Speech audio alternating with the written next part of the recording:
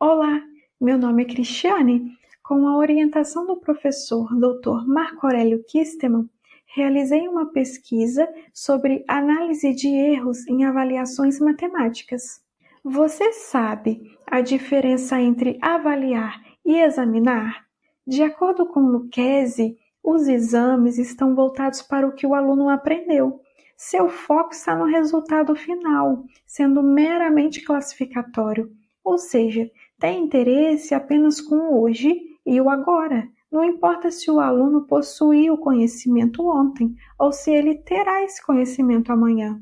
Já avaliar envolve o presente do aluno visando seu futuro, possibilitando investigar, diagnosticar e construir o conhecimento.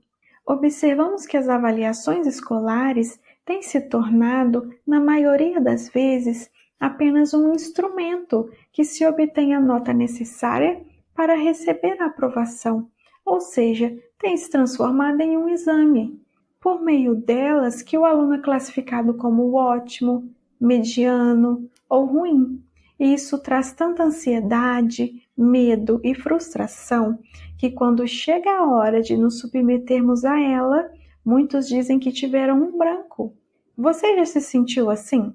Conforme Lucchesi, a escola tem conservado a pedagogia do exame e se transformado em uma mera constatadora de erros. Existe um ditado que diz que aprendemos com os nossos erros. Isso quer dizer que o erro tem um papel muito importante na nossa aprendizagem. Que papel é esse? Qual será a relevância dos erros nas avaliações matemáticas? E como os erros podem auxiliar tanto o professor quanto o estudante? Este trabalho busca apresentar os resultados de uma investigação realizada durante a execução de um trabalho de conclusão de curso, no ano de 2020, com o tema do erro.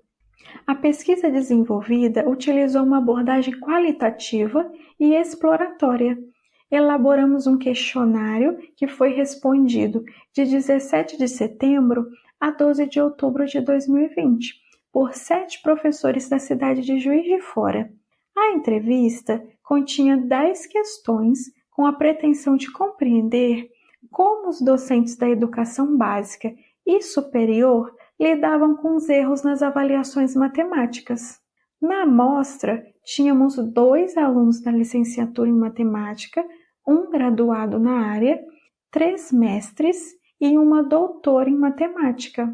O tempo de docência variou entre alguns meses até quase 30 anos, e os níveis de trabalho são o ensino fundamental 2, o ensino médio e o superior. As informações obtidas nas entrevistas foram organizadas em categorias comuns, possibilitando identificar as maiores incidências de respostas. O primeiro tema apresentado aos professores buscava delimitar a função das avaliações escolares. Conforme a tabela 1, observamos que nortear o processo de ensino e aprendizagem e confirmar o aprendizado tiveram as maiores incidências de respostas. Devemos ter em mente que as avaliações devem ser usadas para conhecer, acompanhar e compreender o ensino e aprendizagem. Na nossa sociedade, em geral, infelizmente, os erros estão relacionados ao fracasso escolar e por isso são constantemente evitados pelos professores. A tabela 2 indica a compreensão do professor sobre os erros no contexto de sala de aula de matemática. Obtemos 3 categorias, com menções de que o erro ocorre quando o aluno não compreende de forma clara o conteúdo que foi abordado e que são naturais, que fazem parte do processo de aprendizagem. Na tabela 3, tratamos o papel do erro no ensino e na aprendizagem de matemática. Os professores citaram a função de diagnosticar e de contribuir com o aprendizado. De acordo com Helena Noronha, a análise de erros pode até mesmo se tornar uma metodologia de ensino, quando faz o aluno questionar suas próprias soluções. E também possibilita ao professor uma autoanálise e uma possível correção sobre a sua metodologia. A tabela 4 mostra o tratamento que os professores dão aos erros. Os educadores acompanham o raciocínio que o aluno utilizou na resolução de questões na avaliação e sublinham a parte que ocorreu o erro. Outros professores reensinam o conteúdo. Identificado o erro, o professor poderá elaborar ações pedagógicas para trabalhar as dificuldades dos alunos.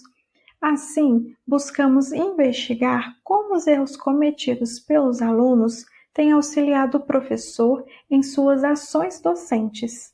A tabela 5 mostra que o auxílio está relacionado à gestão das aulas, ou seja, os docentes avaliam a sua metodologia de ensino de acordo com os erros apresentados. Muitos conteúdos se baseiam apenas na manipulação de fórmulas, regras e algoritmos, não se preocupando com o significado dos conceitos matemáticos, como as operações com frações, que foi o erro mais citado pelos professores.